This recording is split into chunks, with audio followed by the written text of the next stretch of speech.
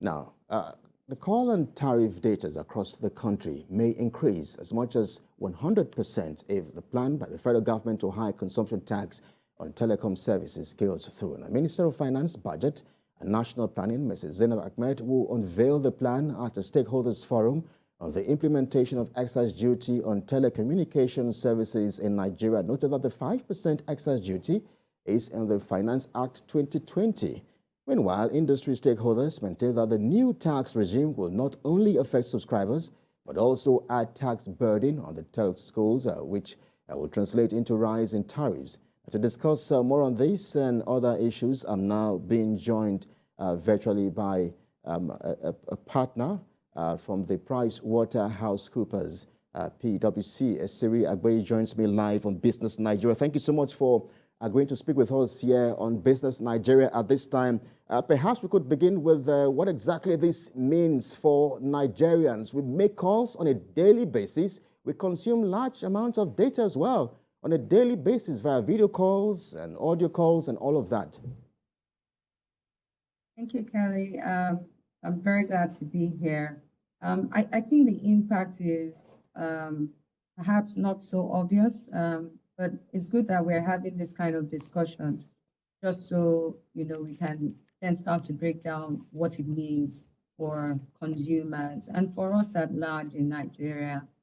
The telecommunication service and sector has been a bedrock, I think, for a lot of other industries and sectors. And it was very easy to tell how that played out when we had the lockdown during the pandemic. Just see how a lot of businesses then had to move over to social media, for instance, as a base for marketing their services. And effectively, that industry thrived. And we've seen how communication also has improved over the years, but also introduced new income sources, whether direct within the telecom space and also indirect in terms of people that feed off of what the telecom sector does. Some of those might even also include those that provide the landed property for where the masts are hoisted for the purpose of delivering those communication services. Now, anything that happens in the telecom sector has a ripple effect on all of these other sectors that I've mentioned, because we all rely on it. So if we have something close to 100% increase in the taxes that this sector provides to us, you can imagine that that cost is definitely something that effectively is borne by the consumer. And in this case, it's an indirect tax. What indirect tax is or how they function is that you have the party who's charging the tax remit it on behalf of the government, so they act as agents. But the person who effectively bears the cost of those taxes are the consumers. So in this case, it would be the subscribers to the telecommunication services, the businesses, whether small scale or medium scale, who rely on those telecommunication supports to do their businesses and to thrive. These are the people that effectively then suffer the cost of those kind of taxes.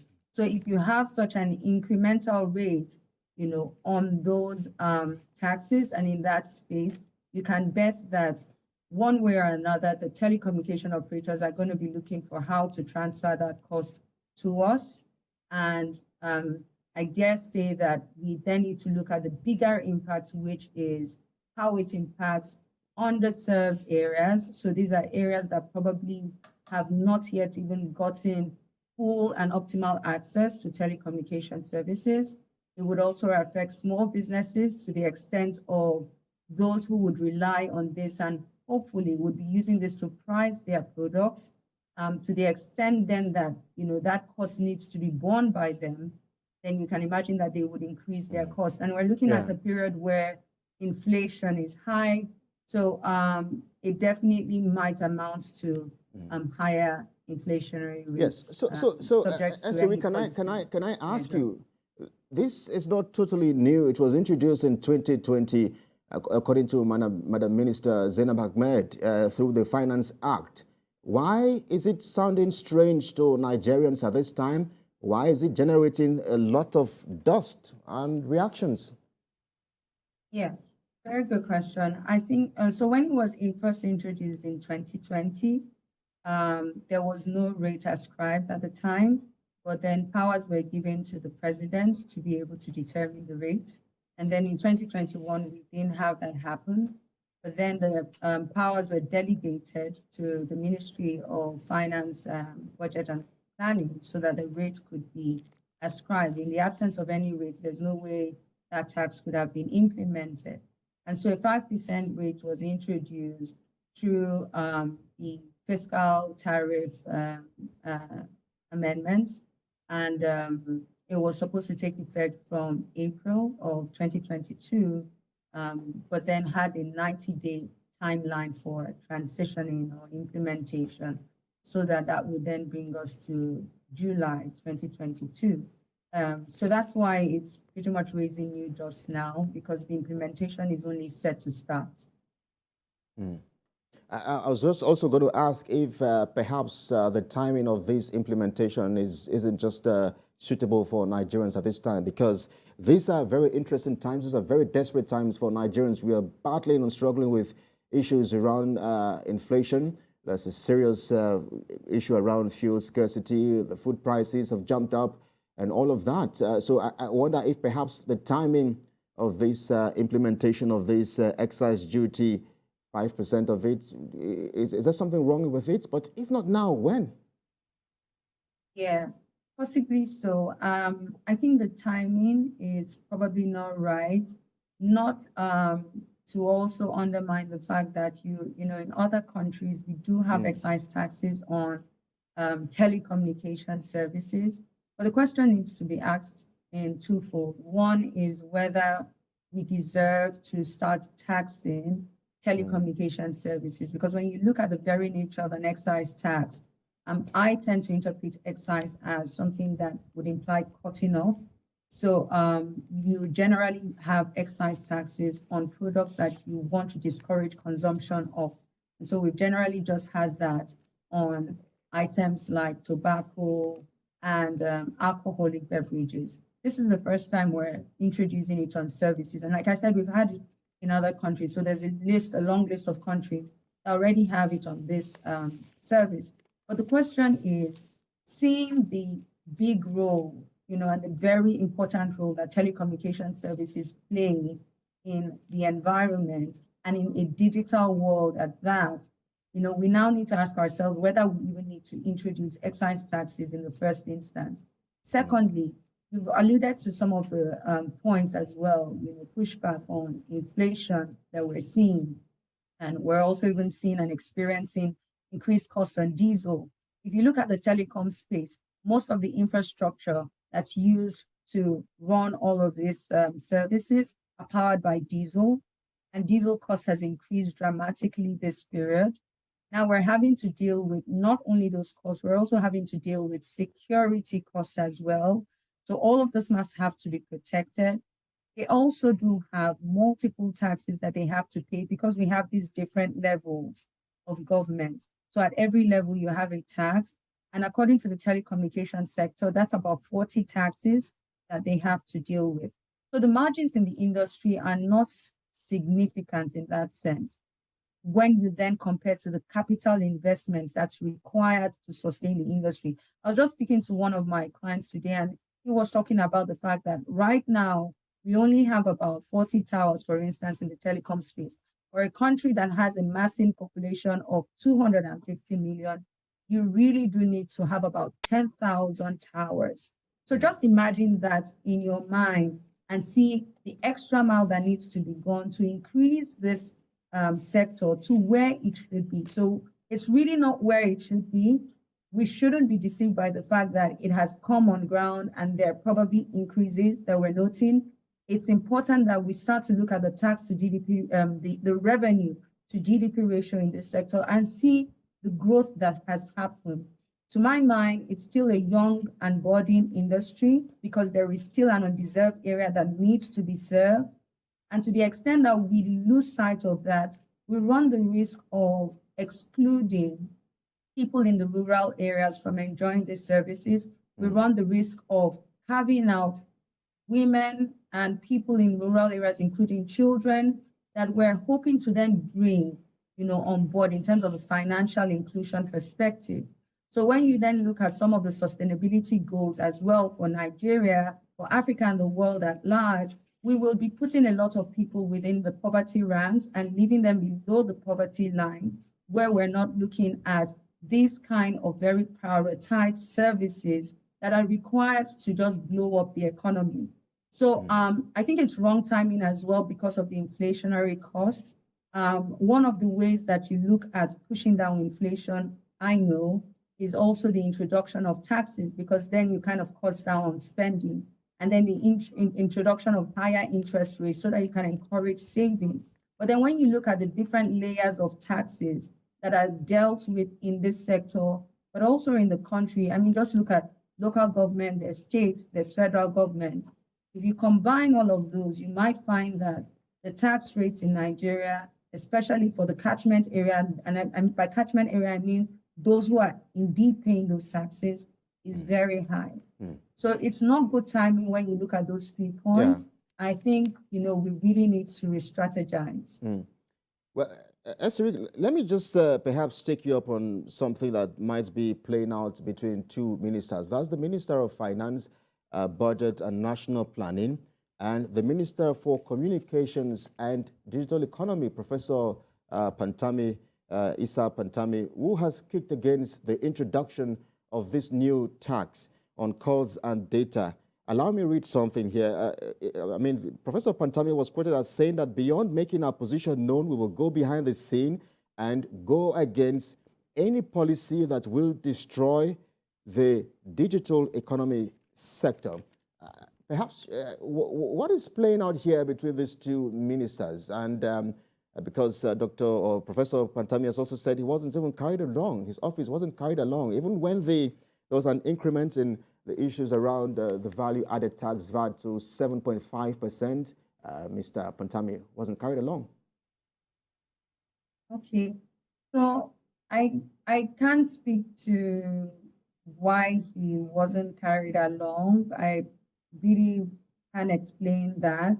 There is a process for taxes being introduced, and that process involves bringing together mostly the primary actors, the Ministry of Finance, and then committees within that would decide whether or not a tax needs to be introduced. There is also a tax policy that was designed several years ago that pretty much guides how taxes are raised. And in that process, when those taxes are being discussed, there is a public hearing where the entire public is free to come in and then object or challenge. In fact, during the process as well, there are advocates for whether or not there needs to be a step back on some of those taxes. What we haven't seen much of is a lot more organized efforts in terms of advocating for the organized private sector, as an example, and also just having more input too from maybe other ministries apart from the finance ministry. So in terms of being carried along, there is a process that has been laid out, which everyone needs to key into. I think we do ourselves a disservice where we ignore that process and don't then contribute. So I think at this point in time, the milk has already been spilled. So what needs to happen now is everyone needs to come on the table and bring facts and figures to paper so that we can now start to assess whether or not this is indeed the right timing. And if it's not, then, take the right action to either suspend and come up with a different way of assessing this tax. It might be that we are looking more to the high-ranked people or post-paid payers as opposed to the prepaid ones, for instance. Yes, so one of the arguments of Mrs. Ahmed is the fact that this introduction or implementation of the new excise duty would help improve gross domestic products, GDP, and improve our economy. But issues around taxation have been tagged as a social contract. Consumers, it appears, or Nigerians cannot or almost cannot escape paying these taxes if the government goes ahead. I mean, it's passed it into law and all of that. But when you pay for something, you expect a certain kind of service or services. Do you think that if Nigerians eventually are compelled to pay this excise duty on calls and data, perhaps the monies or taxes will be used for something worth the while? Yeah. So again, the issue about the social contract and the total disregard in some cases of that contract is something that we're still all having to deal with. Hopefully, we can correct some of these through election of proper officials into authorities. But I think whether we like it or not, once there is that law, we do have to comply. And then we must also then try and balance that with making sure that we hold leaders accountable to what contracts they have been called to sign up for. And that part of making them and holding them accountable is sometimes pretty much far-fetched. It's that we cry out maybe on social media, but maybe what we really need to do is be very collaborative and also provide the very needed information for why things shouldn't happen the way they should.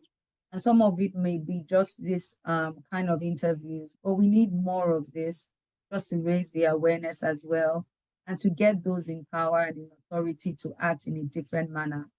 Now, in terms of how we're seeing things play out, of course, you see a lot of people having to pay for things that government can pay for and should pay for. This is why we're having all this question about whether or not the social contract is being respected. So you're having to power your houses, power your businesses by yourself, even though you're paying these taxes. Yes. So, and that's the same thing that applies to Esiri, we are absolutely pressed for time, but just before I let you go, you could perhaps respond to this question in 60 seconds or less, if you may.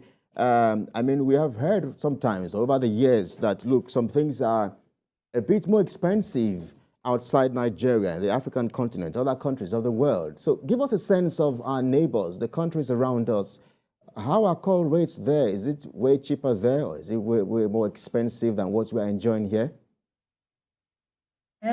So I don't know that they're way cheaper, but I know that their rates on excises, excise tax on airtime are way higher. So for instance, in Kenya, it's 20%. The US also has an excise rate on telephone, which is about 3%. Rwanda has 10%. Tanzania has 17%. But all these countries I've called don't have the kind of issues we have when it comes to lack of power or security issues as much as we have. And so the cost of doing business here tends to increase significantly the pricing of products and services. And so to that extent, we can't look at taxes in isolation and feel that, oh, the tax is just minimal at 7.5% or effectively 12.5% when we add that 5%. We must then look at the other overheads that businesses and taxpayers like us have to suffer in addition to that.